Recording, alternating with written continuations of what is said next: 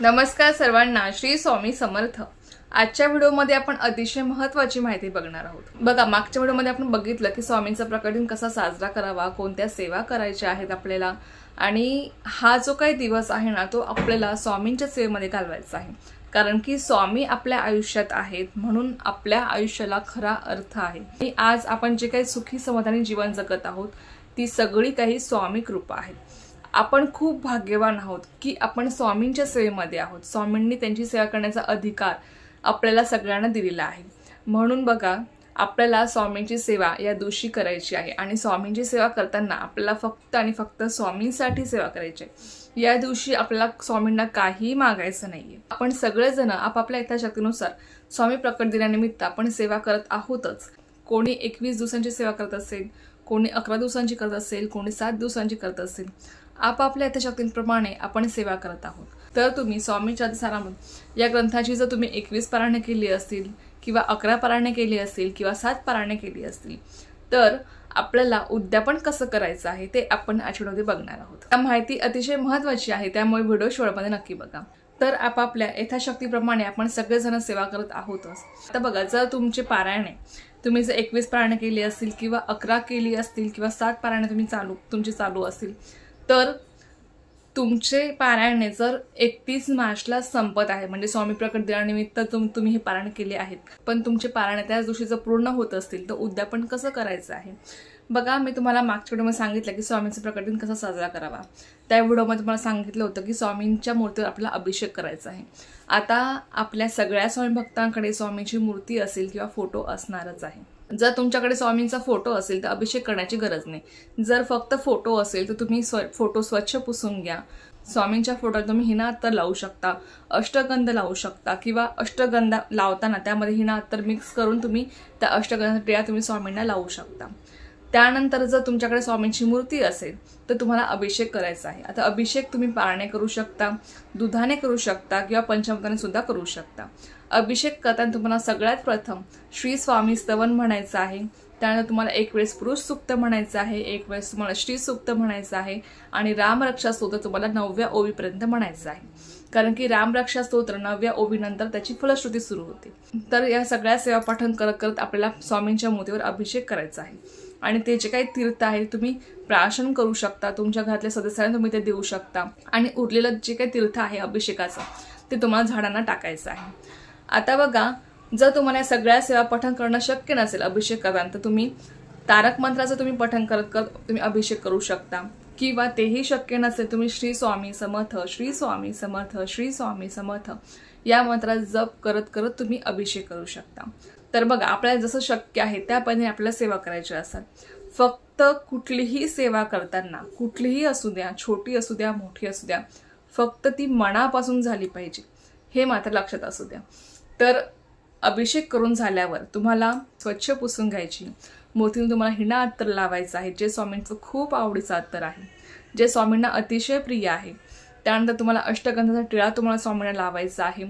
त्यानंतर तुमच्याकडे जर वस्त्र असेल तुम्ही स्वामींच्या मूर्तीला वस्त्र परिधान करू शकता। त्यांना तुम्हाला फुले अर्पण करायची आहे। स्वामींना सगळ्यात आवडतं फूल म्हणजे चाफा, सोनचाफा। जर तुम्हाला शक्य असेल सोनचाफा अर्पण करणं तुम्ही अर्पण करू शकता, किंवा जर नसेल शक्य तुम्ही केशरी झेंडू किंवा पिवळा झेंडू किंवा इतर कोणतीही फुले तुम्ही स्वामींना अर्पण केली तरी पण चालणार आहे। बघा, या सगळ्या काही ज्या काही गोष्टी आहेत ना ती आपल्या भक्ताची भावना असते। स्वामी नाही म्हणत की तुम्हाला हेच अर्पण कर, तुम्हाला सोनचाफाच अर्पण कर किंवा तुम्हाला हेच अर्पण कर किंवा तुम्हाला याचाच नैवेद्य दाखव। स्वामी आपल्याला असं अजिबात म्हणत नाही। या सगळ्या काही ज्या काही गोष्टी आहेत त्या आपल्या भक्तांच्या भावना आहेत। आपल्या त्या भावनेतून आपण स्वामींबद्दलचं प्रेम व्यक्त करत असतो। पण बघा, स्वामींना आपल्याकडनं फक्त एकच गोष्ट हवी असते, ती म्हणजे स्वामींवर अपार श्रद्धा, त्यांच्यावर निस्वार्थ प्रेम, निस्वार्थी भक्त, निस्वार्थीपणाने केलेली भक्ती स्वामींना प्रिय आहे। या पलीकडे स्वामींना आपल्याकडून कसलीच अपेक्षा नसते, स्वामींना आपल्याकडनं काहीच नको असतं। म्हणून सांगितलं की या सगळ्या ज्या काही गोष्टी आहेत ना त्या आपल्या भक्तांच्या भावना आहेत। जर तुम्हाला या गोष्टी अर्पण करणं शक्य नसेल ना तर नाही केलं तरी पण चालणार आहे। स्वामींना तुम्ही फक्त दूध साखरेचं नैवेद्य दाखवा तरी सुद्धा स्वामी गोड मानून घेतात, पण फक्त त्यामध्ये आपली भक्ती तेवढी असली पाहिजे, आपली स्वामीवर तेवढी श्रद्धा असली पाहिजे।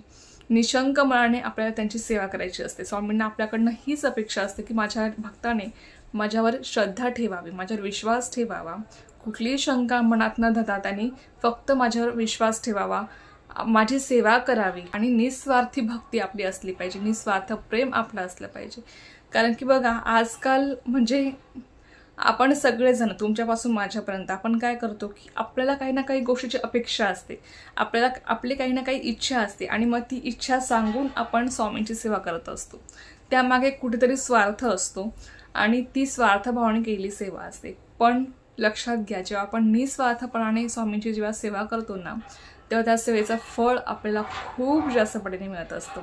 ज्या सेवेमध्ये आपला कुठलाच स्वार्थ नाही, ज्या सेवेमागे आपल्याला कुठलीच इच्छा नाहीये, आपण स्वामींना म्हणतो की स्वामी मला काहीच नको, मला फक्त तुमची सेवा करायची आहे, तुम्ही मला एवढं सगळं काही दिलेलं आहे, त्यासाठी मला तुमची सेवा करायची आहे, मला फक्त आणि फक्त तुमच्यासाठी सेवा करायची आहे.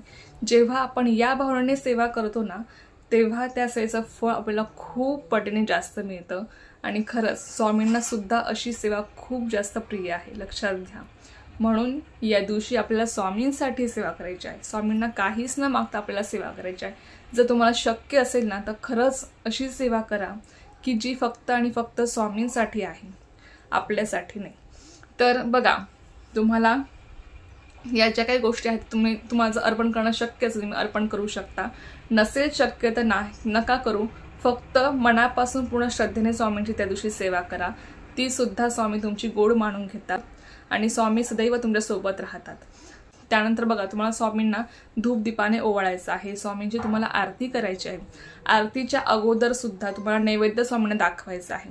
बघा, आता स्वामींना पुरणपोळी पण प्रिय आहे, तुम्ही पुरणपोळीचा नैवेद्य दाखवू शकता किंवा तुम्ही स्वामींना बेसनाचा लाडू सुद्धा दाखवू शकता. बेसनाचा लाडू सुद्धा स्वामींना अतिशय प्रिय आहे किंवा कांदा भजी स्वामींना प्रिय आहेत.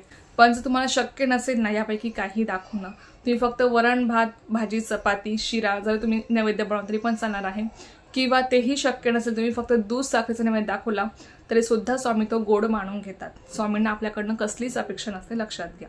तर तुम्हाला स्वामींना नैवेद्य दाखवायचा आहे. त्यानंतर तुम्हाला स्वामींची आरती करायची आहे. जी कोणती स्वामींची तुम्हाला आरती येते किंवा जी तुम्हाला स्वामींची आरती आवडते ती तुम्हाला स्वामींची आरती करायची आहे.